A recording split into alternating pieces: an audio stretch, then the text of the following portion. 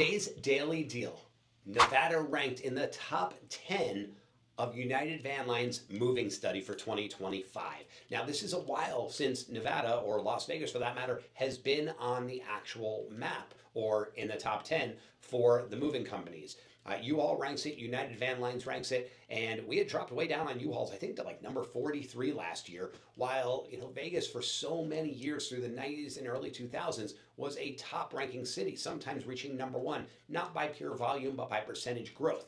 Now, this year, we have 57% of the moves coming in and only 43% exiting, which again is going to add to population growth and therefore housing need. So what does this mean? Bottom line, more people in Las Vegas means more need for housing. More need for housing means more homes are ultimately going to sell. Now, why is that not happening right now? Again, we're back to that sideline discussion. We're back to interest rates and prices not being where people want them, a lot of uncertainty. However, we're seeing cracks in that, as I've mentioned multiple times here in the past few weeks, where mortgage applications are up. We're seeing a little bit of rate erosion, and we'll see exactly what happens. We're not likely to get a rate cut at the January Fed meeting because of everything that's going on with GDP growth.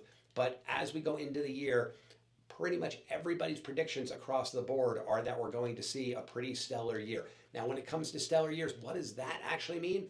Well, I'll break that down for you. It is not going to be as good as the pandemic boom.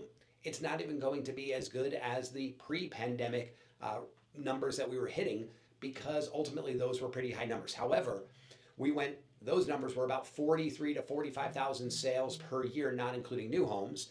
When we hit the pandemic boom, we moved that all the way up into the 50,000s, 50 to 55,000 range, but now we're sitting back at 30,000.